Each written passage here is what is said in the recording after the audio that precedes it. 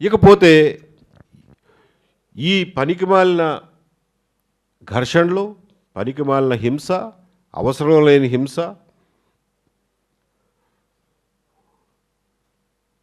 ఈ పరిస్థితుల ప్రభావంగా అసలైనటువంటి విషయాలన్నీ ఈ రోజున మరుగున పడిపోతున్నాయి. స్టేట్ గవర్నమెంటు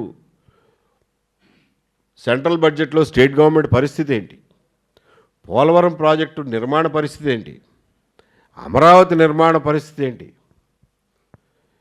ఇవాళ కరెంటు ఛార్జీల పరిస్థితి ఏంటి, మనకు ఉన్నటువంటి 10 లక్షలు 12 లక్షలు మొత్తానికి ఏ లెక్క ఎవరు సరిగ్గా చెప్పట్లేదు, కానీ లక్షల్లో ఉన్నటువంటి మన రాష్ట్ర అప్పుల పరిస్థితి ఏంటి, అభివృద్ధి కార్యక్రమాలకు ₹1 మిగలటం లేదు, దాని పరిస్థితి ఏంటి,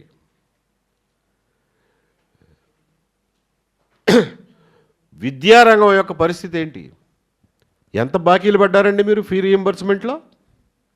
ఇంజనీరింగ్ కాలేజీలకి ఎన్ని వేల కోట్లు బాకీలు పడ్డారు, ప్రైవేట్ స్కూళ్ళకి ఎన్ని కోట్లు బాకీ పడ్డారు? ఆ బాకీలు తీర్చకుండా ఆ విద్యా సంస్థలన్నీ మూసుకుపోవాలనే మీ ఉద్దేశం? ఎట్లా పాఠాలు చెప్తారు, ప్రొఫెసర్లకు జీతాలు ఎట్లా ఇస్తారు, ల్యాబ్లు ఎలా నడుపుతారు, కాలేజీలు ఎలా నడుపుతారు? ఇన్ని వేల కోట్లు మీరు ఎగ్గొడితే అందులో చదువుకునే పిల్లల పరిస్థితి ఏంటి? ఏదో పిచ్చి డిగ్రీ ఒకటి పట్టుకుని బయటకు వచ్చి వాళ్ళు ఏం చేయాలని, వాళ్ళ జీవితం నాశనం అయిపోలా? వాళ్ళకి పోయిన 4 సంవత్సరాలు తిరిగి వస్తాయా? హాస్పిటళ్ళ పరిస్థితి ఏంటి, వైద్య రంగం పరిస్థితి ఏంటి, ఆ 17 కాలేజీలు కట్టాలి ఇప్పుడు మెడికల్ కాలేజీలు, వాటి పరిస్థితి ఏంటి?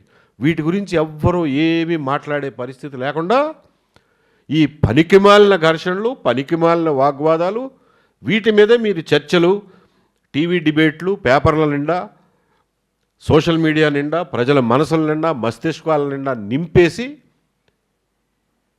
మమ్మల్ని ఇంకా వేరే ఏది ఆలోచించకుండా, మిమ్మల్ని ఏమీ అడగకుండా, ఏ విషయంలోనూ ప్రశ్నలు లేవనెత్తకుండా చేస్తారా?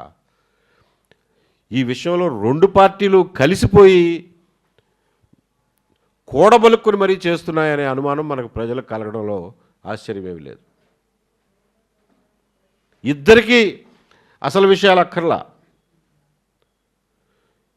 ఇద్దరికీ ప్రజలకు సంబంధించినటువంటి విషయాలు అక్కర్లా. ఎందుకంటే అప్పుల గురించి మాట్లాడితే జగన్మోహన్ రెడ్డి గారు అప్పులు చేసిన అప్పుల కాడి నుంచి మొదలవుతాయి. కాబట్టి ఆయనకి ఇష్టం లేదు, ఈయనకి ఇష్టం లేదు. పోలవరం గురించి మాట్లాడితే ఆయన రివర్స్ టెండరింగ్ పేరుతో ఎన్ని డబ్బులు తగలబెట్టాడో, ఆ డయాఫ్రమ్ వాళ్ళు కొట్టుకుపోవడంతో మళ్ళీ 1000 కోట్లు ఖర్చు మనకి ఎట్లా పెరిగిందో ఇవన్నీ చర్చలోకి వస్తాయి. కాబట్టి ఆయనకి ఇష్టం లేదు, ఈయనకి ఇష్టం లేదు.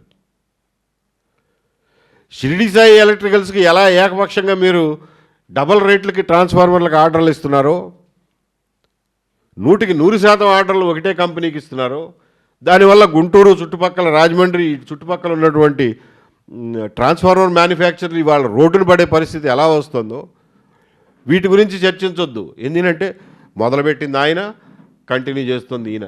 కాబట్టి ఇద్దరికీ ఇంట్రెస్ట్ లేదు ఆ విషయాల్లో. ప్రజలకు సంబంధించిన విషయాల్లో మాట్లాడడానికి ఎవరికీ ఇంట్రెస్ట్ లేదు. ఇద్దరూ కలిసి ప్రజల్ని దృష్టి మరల్చడానికి, మభ్యపెట్టడానికి,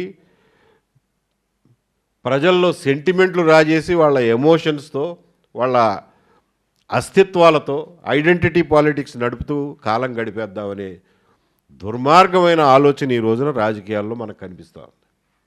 దీన్ని మనం బుద్ధిజీవులుగా, చదువుకున్న వాళ్ళుగా, ఆలోచించే వాళ్ళుగా, సంస్కారవంతులుగా మనం ప్రశ్నించాల్సిన అవసరం ఉంది.